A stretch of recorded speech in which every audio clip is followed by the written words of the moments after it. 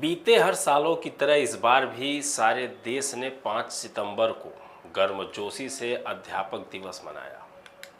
Social media पर तो अध्यापकों का उनके राष्ट्र निर्माण में योगदान के लिए विशेष रूप से आभार व्यक्त किया जा रहा था।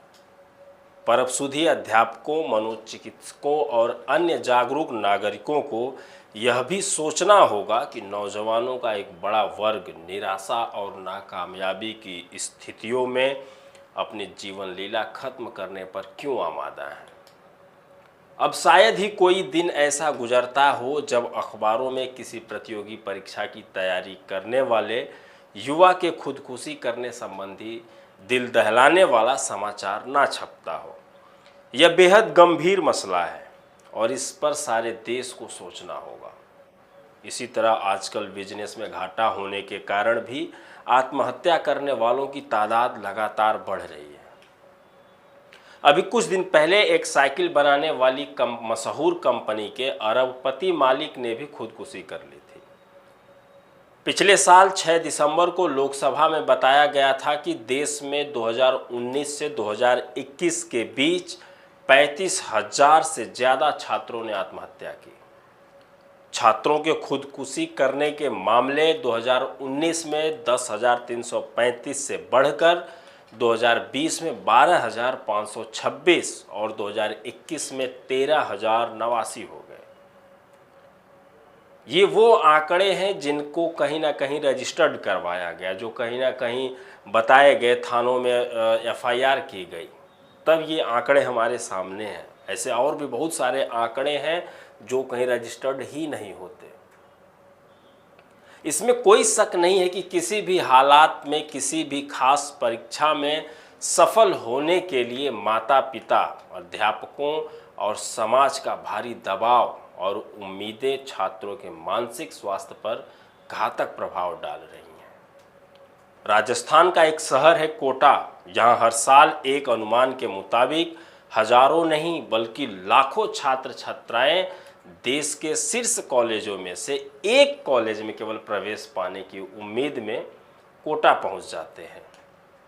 इनके जीवन का एक ही लक्ष्य होता है कि किसी तरह आईआईटी या एनआईटी या मेडिकल की प्रवेश परीक्षा को क्रैक कर लिया जाए। आप कोटा या फिर देश के किसी भी अन्य शहर में चले जाइए जहां मेडिकल और इंजीनियरिंग कॉलेजों के साथ साथ सिविल सेवाओं वगैरह के लिए भी कोचिंग संस्थान चल रहे हैं। वहाँ पर छात्र अत्यधिक दबाव और असफलता के डर से मनोवैज्ञानिक रूप से बहुत कष्ट की स्थिति में है।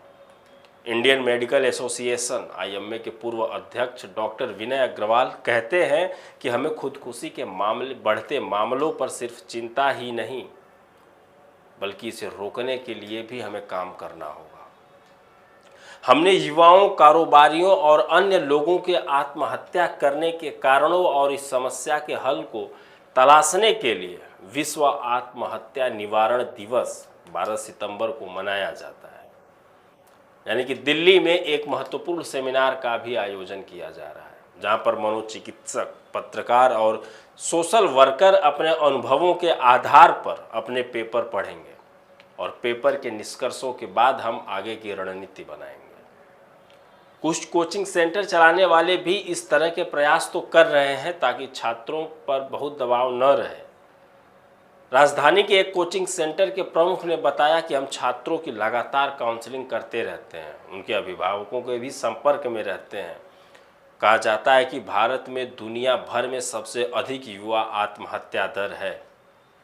इस बीच राष्ट्रीय अपराध रिकॉर्ड ब्यूरो यानी कि एनसीआरबी के अनुसार 2020 में हर 42 मिनट में एक छात्र अपनी जान दे रहा है।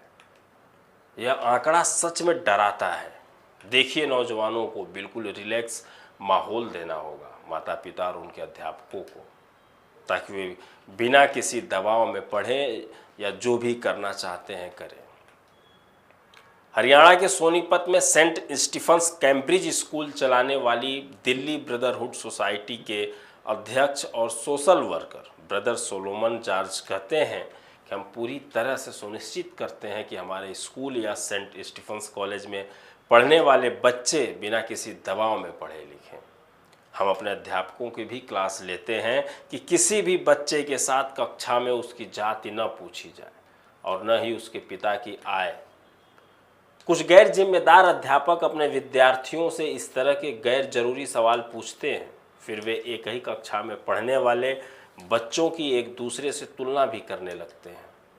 इस कारण वे जाने अनजाने में एक बच्चे को बहुत सारे बच्चों के सामने कमज़ोर साबित कर देते हैं। जाहिर है इस वजह से उस छात्र पर बहुत नकारात्मक असर पड़ता है जो कमतर साबित कर दिया गया होता है। इस तरह के बच्चे कई बार निराशा और अवसाद में डूब जाते हैं। बच्चे को पालना एक 20 वर्षीय प्लान है। कौन नहीं चाहता कि उसका बच्चा समाज में ऊंचा मुकाम हासिल करे, शोहरत नाम कमाए, पर इन सबके लिए ज़रूरी है कि बच्चे को उसकी काबिलियत और पसंद के अनुसार मनचाहा कैरियर चुनने की आज़ादी भी दी जाए। यह एक कड़वा सच है कि हमारे समाज में सफलता का पैमाना अच्छी नौकरी, बड़ा घर और तमाम दूसरी सुख सुविधाएं ही मानी जाती हैं। अफसोस कि हम भविष्य के चक्कर में अपने बच्चों को आत्महत्या जैसे कदम उठाने पर मजबूर करने लगे हैं। सोलोमन जॉर्ज कहते हैं कि हम अपने यहाँ बच्चों को इस बात के लिए तैयार करते हैं कि वे कठिन परिस्थितियों का भी सामना करें। असफलता से हार मान लेने से जीवन नहीं चलता, ये तो कायरता है। महान कवि पद्म भूषण डॉक्टर गोपाल दास नीरज भी लिखते हैं कि छुपे छुपे अश्रु बहाने वालों, जीवन व्यर्थ लुटाने वालों, एक सपने के मर जाने से जीवन नहीं मरा करता है। सफलता और असफलता का चक्र तो चला करता है। इसे स्वीकार कर लेने में ही भलाई है। मैंने ऊपर जिक्र भी किया कि बीते दिनों एक अरबपति बिजनेस ने राजधानी के अपने भव्य बंगले में गोली मारकर सुसाइड कर ली। पुलिस पूरे मामले की जांच में जुट गई है। कहा जा रहा है कि बिजनेस में नुकसान होने के कारण ही साइकिल बनाने वाली कंपनी के मालिक ने आत्महत्या की। एनसीआरबी के आंकड़ों से पता चलता है कि 2020 में जब कोविड की लहर ने व्यापार को तबाह कर दिया था, उस समय 11,716 व्यापारियों ने आत्महत्या की थी, जो 2019 की तुलना में 2,664 अधिक थी, जब 9,052 व्यापारियों ने अपनी जान ली थी। कर्नाटक में 2020 में व्यवसायियों द्वारा आत्महत्या की सबसे अधिक खबरें आईं। 1772 रिपोर्ट दर्ज की गई जो कर्नाटक में आत्महत्या की गई बिजनेसमैन के द्वारा। महाराष्ट्र में 1610 व्यवसायियों ने आत्महत्या की। तमिलनाडु में 1447 व्यवसायियों ने अपनी जान ले ली। और ये सारी घटनाएं 2019, 2020, 2021 की हैं। यह सबको पता है कि भारत के व्यवसायी समुदाय का बड़ा हिस्सा सूक्ष्म, लघु और मध्यम उद्यमों से जुड़ा हुआ है, जो बड़े झटकों को सहन नहीं कर पाता है। इसके चलते कई कारोबारियों ने कर्ज में डूबने या बिजनेस में नुकसान के कारण आत्महत्या कर ली। आत्महत्या किसी भी समस्या का समाधान नहीं है, चाहे वो कोई छात्र हो, चाहे कोई बिजनेसमैन हो। घर, परिवार, स्कूल, कॉलेज, हर जगह ये बताया जाना चाहिए, हर जगह ये सिखाया जाना चाहिए कि आत्महत्या उपाय नहीं है। बिजनेसमैन आत्महत्या कर ले रहे हैं क्योंकि उनको लोन नहीं मिल पा रहा है, या वो लोन मिल गया तो वो चुका नहीं पा रहे हैं। थोड़ा बहुत सरकार भी इसमें मदद कर सकती है, सरकार भी रोक सकती है ऐसी आत्महत्याओं।